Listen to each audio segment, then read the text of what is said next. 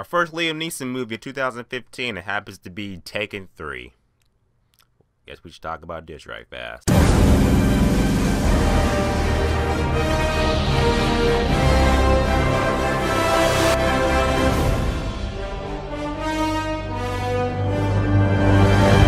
Taken 3. So Taken 3 is the last Taken movie that's in this Taken trilogy that we've gotten that's ending in 2015. It stars Liam Neeson. He's in it again. Yeah, is the movie good? Oh boy, I've got things about this movie. So guys, let me just get into this movie and let you guys know. For all you guys going to see Taken 3 this weekend or going to see Taken 3, I want you to know this. This is a fact that you need to know about this movie. Not really a spoiler, but just a fact. When you go to this movie, you have to completely suspend your disbelief in the movie. When you go in there, suspend it. Just leave your belief in your reality, all that at the door. This movie does things that you're just gonna be like, that wouldn't happen. How did that happen?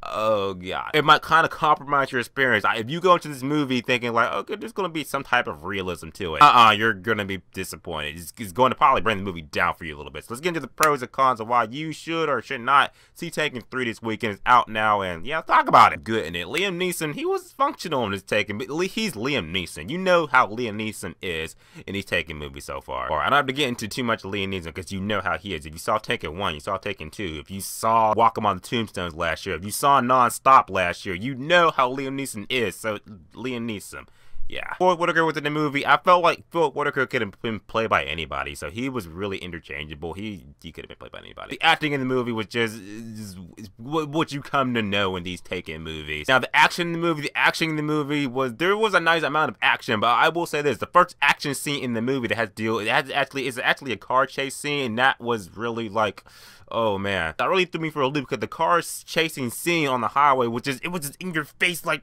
you couldn't tell what was happening because it wasn't framed up right. It was just all over the place action. By the time everything's said and done, you're like, what happened?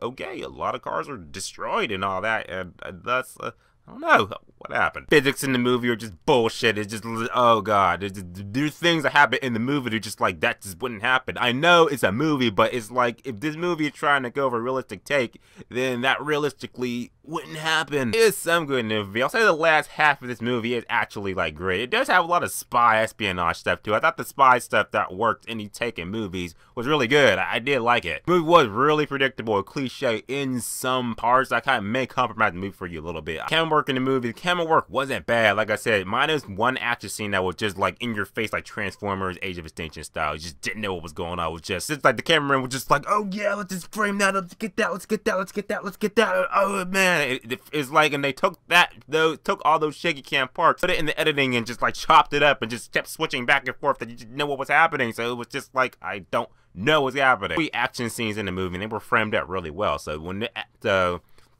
I'm not gonna let one bad egg compromise the entire the rest of the action scenes in the movie. So the action was actually pretty decent. Ending of the movie happened. The ending of the movie was, like, I will say, it was actually pretty good. It was like peaking, but I can't say in the end that Taken 3 like blew me away. I have seen better Liam Neeson movies that he's done, and Taken 3 was better than 2, but I can't say that it was like better than 1. This Taken movie didn't really, like, you know, it was really by the numbers. I gotta say, really safe and by the number. These are bullshit. There are things you're going to question in the movie, like, that wouldn't happen. I don't know how that happened. That shouldn't have happened. Oh, he jumped out of a 2 5-story window and landed on his tailbone on a garbage can lid. It just kept running, and that's that.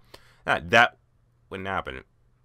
It wouldn't. In the end, guys, I gotta say that Taken 3, I'm gonna give this movie a 4 out of 10, which is just okay. Second weekend in January, so what did you expect for a January movie? So that's how it goes. So Taken 3, what did you think about it? Did you see Taken 3? Did you like it? What's your favorite Taken movie out of all 3 of these? Now they're all out, so you can see this one, and maybe you like it more than 2, make it like it more than 1. I'm not sure. But whatever they put in the comment section, let me know. We talk about Taken this weekend, because that's what it's all about. People are being taken, and they're gonna take your money.